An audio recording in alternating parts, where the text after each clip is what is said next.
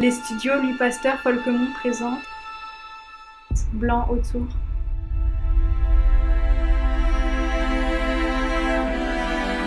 D'après l'histoire vraie de Prudence Crandall et Sarah Harris,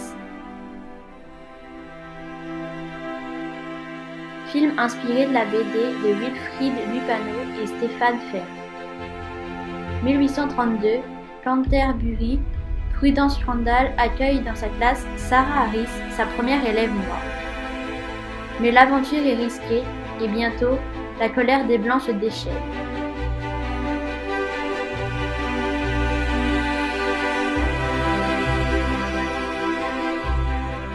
Plaidoyer pour le droit des femmes et la place des Noirs dans la société américaine.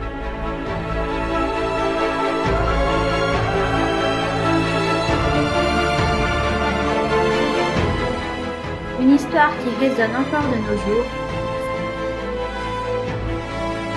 Sélection officielle du concours Mosalier 15e édition.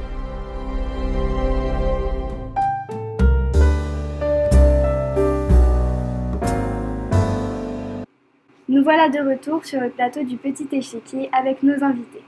J'accueille ce soir Emma Black, réalisatrice du film Blanc autour dont nous venons de voir la bande-annonce. Ce film est directement inspiré de la bande dessinée de Wilfrid Lupano, scénariste, et Stéphane Ferd, dessinateur, paru en janvier 2021 chez Dargaud. J'ai également l'immense plaisir de recevoir Ambre Crandall et Hafsa Harris, les descendantes de Prudence Crandall et Sarah Harris, les personnages principaux de cet album. Emma Black, pouvez-vous nous confier ce qui vous a décidé à adapter cette bande dessinée au cinéma ? Oui, depuis toute petite, la cause des minorités me tient à cœur, et tout particulièrement celle des personnes de couleur dans nos sociétés. J'ai eu l'occasion de rencontrer Wilfrid Lupano et Stéphane Ferd lors de la sortie de leur sublime album, et je vous avoue que j'ai eu un vrai coup de cœur face à la force du récit et à la puissance des illustrations.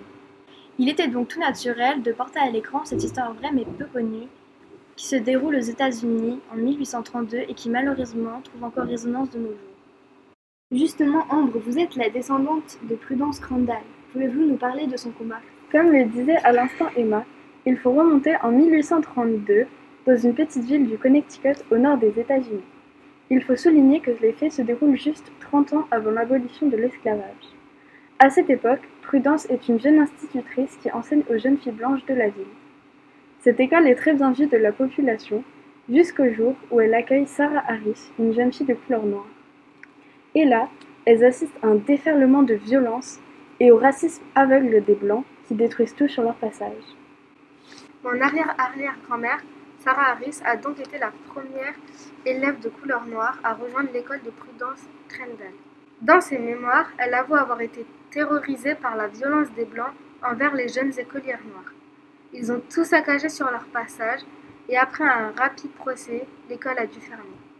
Mais ce combat n'aura pas été vain, car ces tragiques événements sont à l'origine du courant abolitionniste américain.